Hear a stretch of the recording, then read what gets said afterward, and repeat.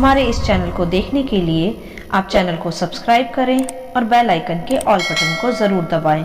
तभी आपको हमारी आने वाली हर वीडियो का नोटिफिकेशन मिलता रहेगा।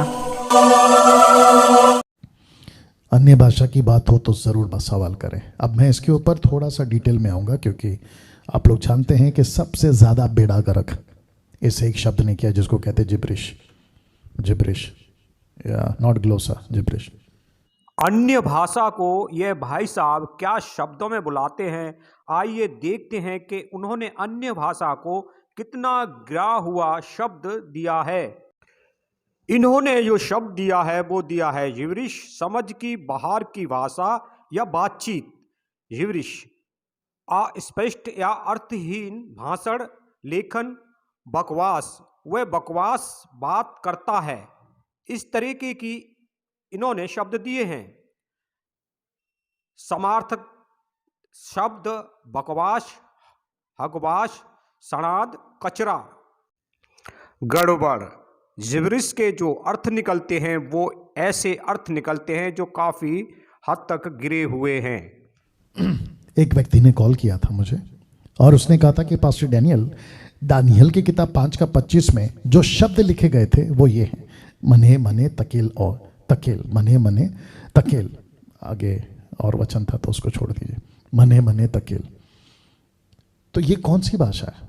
ठीक है, इसका खुलासा ना पौलुस, माफ करें, ना दानियल ने किया, ना परमेश्वर ने वहां पर लिखा। तकेल, मने मने तकेल, ठीक है ना। इसका खुलासा, उसका शब्द का अर्थ जरूर लिखा है जो मैंने नहीं डाला, आप लोग जानते हैं। लेकिन मुझे कुछ लोग कॉल करके कहते हैं कि फिर ये क्या है?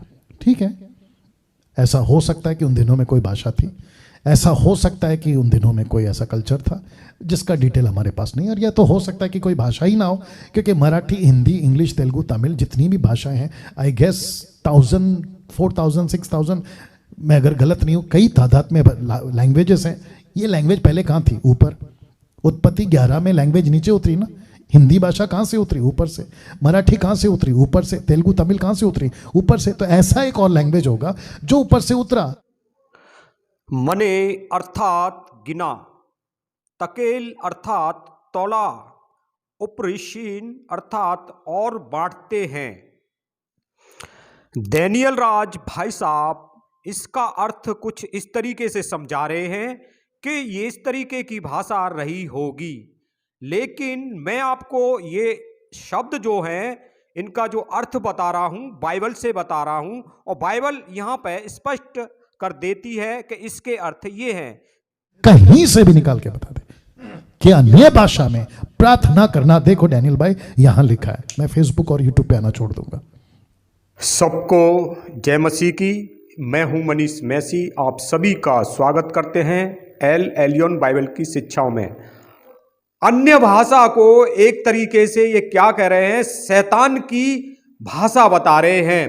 मैं आपको चैलेंज कर रहा हूं कि कहीं पर भी पूरी बाइबल के अंदर दानियल राज या उसकी पूरी टीम, कहीं पर भी शैतान ने विश्वासियों को अन्य भाषा बुलाई हो या शैतान की अन्य भाषा उनको दी गई हो, पूरी बाइबल के अंदर बताएं कि उन्होंने शैतान की आत्मा से या शैतान की सामर्थ्य से अन्य भाषा बोली। दूसरी बात, जो परमेश्वर के लोग थे पुराने समय से और आज तक, जिन्होंने परमेश्वर के नाम से और यीशु के नाम से जो प्रार्थना की या उन्होंने दर्शन पाए या उनकी सामर्थ्य से लोग गिरे, कहीं पर भी परमेश्वर के सिवा अगर शैतान ने और उसकी सामर्थ्य से कहीं लोग गिरे हैं तो बताएं।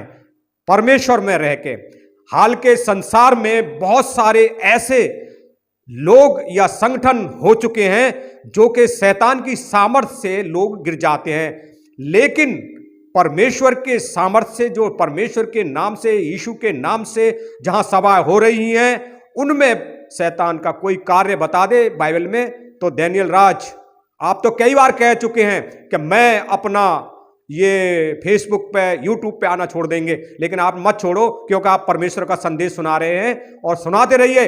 और हम जब तक आप गलत शिक्षा देते रहेंगे, हम भी लोगों को चेतावनी देंगे, सावधान। आपने बोला बाइबल क्या बोलती है? सावधान। और इसका मतलब समझते हो कि सावधान लोगों को हम करते रहेंगे।